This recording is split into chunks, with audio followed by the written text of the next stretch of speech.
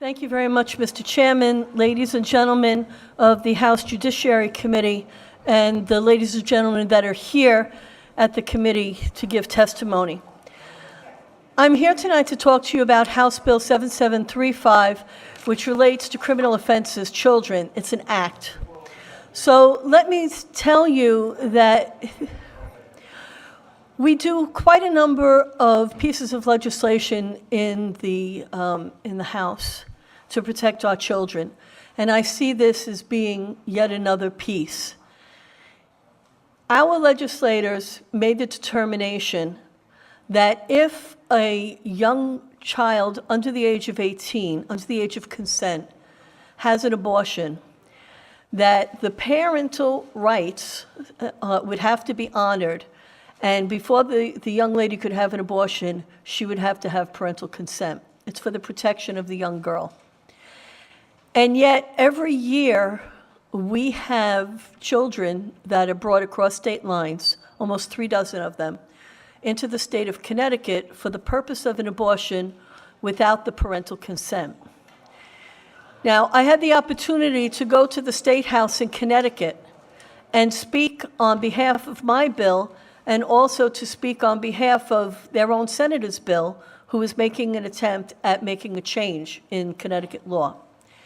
And I was informed at that time that in 1992, the state legislature in Connecticut purposely made the decision that an individual who was seeking an abortion had the ability to do so without parental consent, because in their mind, the individual right supersedes parental rights. So I want you to think about this for a minute. In the state of Connecticut, if a young girl can achieve puberty and become impregnated, she has the right to go into any abortion clinic without parental consent or guidance and have an abortion performed on her. If that same child decided that she wanted to have her ears pierced for communion or prom, she couldn't do it without parental consent. If she decided she wanted to go to a tanning salon so that she would have a nice, beautiful glow for that prom date, she couldn't without parental consent. If she decided she wanted a tattoo, she couldn't without parental consent. And in Rhode Island, all of those things also require parental consent. We have a situation that was announced in the news as recently as today that said there were another group of children that were found to be used in the sex slave trades. So theoretically, a miscreant adult who has an unsavory appetite for young girls can impregnate her, bring her across state lines into Connecticut for an abortion without parental consent. If she's in a group home, obviously it would be without the consent of whoever the guardian is.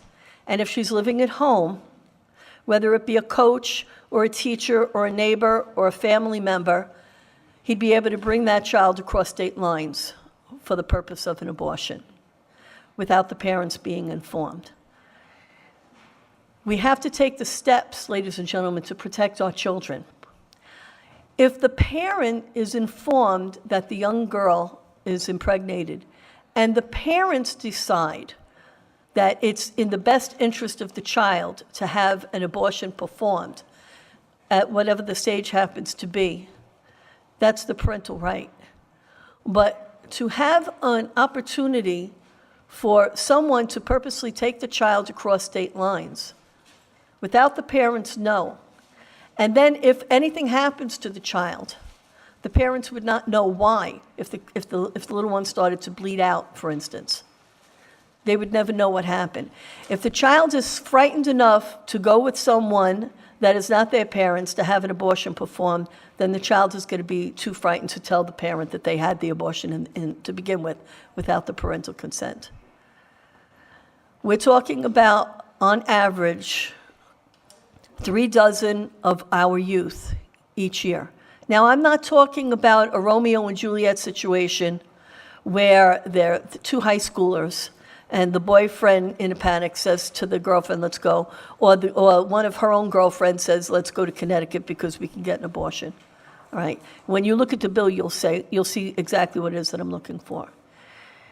And of course, if it's a parent, if it's the parent or the guardian who's impregnating the girl, we even have cutaways for that, so that would not be the person that would be suitable for providing parental consent. But again, I want you to think about this, that you can have an adult take advantage of a girl, a young girl. Girls start their menstruation cycle as early as 8 or 9 years old. So we're not necessarily talking about high schoolers, which is bad enough, but you could be talking about very young girls. A person could take them across state lines, have them have an abortion performed on her, bring her to the casino for lunch, and then say, sorry, honey, you can't play the slot machines, you're not old enough. But you are old enough to have an abortion. Let's take care of our children. Let's protect our children. We're protecting our children in this state. Let's make sure that someone is not taking advantage of this loophole or what is a common practice in the state of Connecticut by taking our children out of the confines of the state for the purpose of an abortion without parental consent. Thank you. Okay, any questions for Representative Vella Wilkinson on 7735? Yes, Representative O'Grady. Thank you, Representative. A moment ago, you said that this does not apply to, as you put it, Romeo and Juliet situation. Is there, where in the language would, you said that if I look specifically, I'd see that? It's talking specifically about an adult. A person in line 5, Representative O'Grady. In line 5, any person except for a minor who knowingly or willfully encourages. Okay? So, you're welcome. Anyone else? I would also like to add again, Mr. Chairman, that the focus is on the transportation, and if there's any questions from the committee with regards to looking at tightening that language a little bit more, I did have a couple of the representatives come to me and say later on in the bill they thought that there was a little bit confusion with the language. So I'm happy to work with the members just to tighten the language and make sure that we're protecting our kids from being transported. Thank you.